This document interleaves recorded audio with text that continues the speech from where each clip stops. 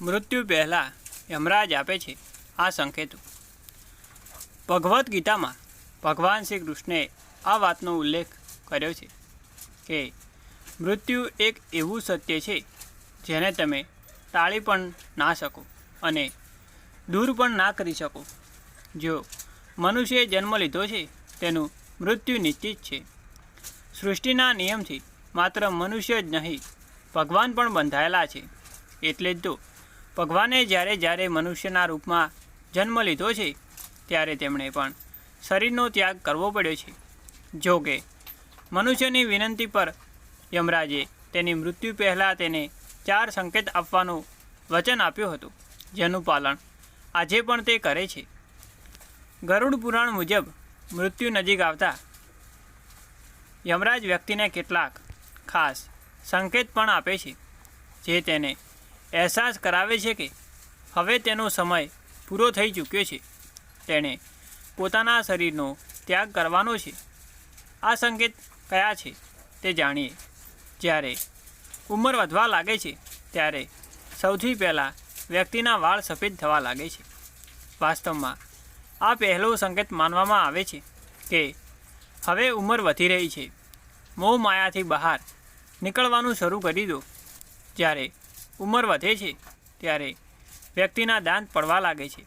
દાંત પડવા એ દર્શાવે છે કે વ્યક્તિનું શરીર કહી રહ્યું છે કે મને મુક્તિની જરૂર છે, મારે હવે મોહ ન કરો। ત્રીજો સંકેત છે વ્યક્તિની જ્ઞાનેન્દ્રિયો નબળી પડી જાય છે। વ્યક્તિની સાંભળવાની અને જોવાની ક્ષમતા ઓછી થવા લાગે છે। આ સમયે યમરાજ કહે છે કે હવે દુનિયાની વાતો સાંભળવાનું છોડી આત્મચિંતન અને મનન કરો, જેથી મુક્તિમાં પરેશાનીઓ ન આવે। ચોથો સંકેત વ્યક્તિની કમર નમી જાય છે।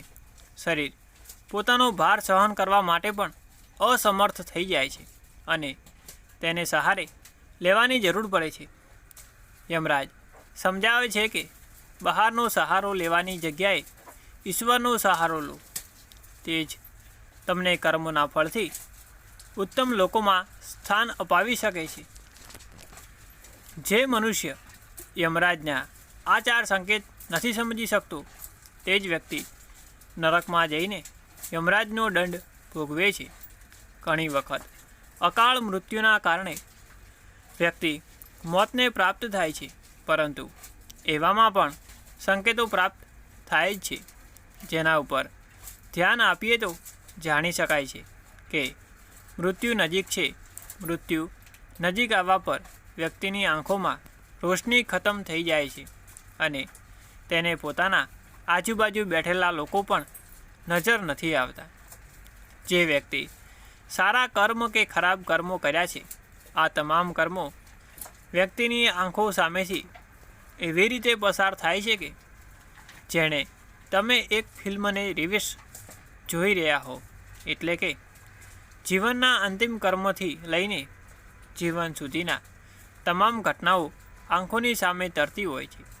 જેના કર્મ સારા હોય છે તેને પોતાની સામે એક દિવ્ય પ્રકાશ દેખાય છે અને વ્યક્તિ મૃત્યુના સમયે પણ ગભરાતો નથી। ગરુડ પુરાણમાં જણાવવામાં આવ્યું છે કે જ્યારે મૃત્યુનો સમય નજીક આવે છે ત્યારે યમના 2 દૂત મરનાર વ્યક્તિની સામે આવીને ઊભા થઈ જાય છે।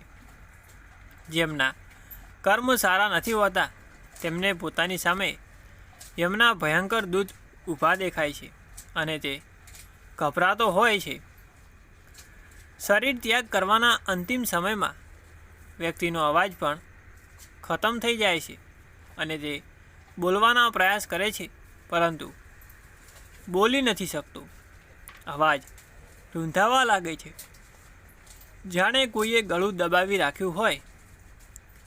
આત્મા જીવનની તમામ ઘટનાઓને એટલે કે કર્મોના પોતાના સાથે લઈને શરીરનો ત્યાગ કરે છે અને યમદૂત વ્યક્તિના અભૌતિક શરીરને પોતાની સાથે લઈને યમરાજના દરબારની તરફ લઈ જાય છે।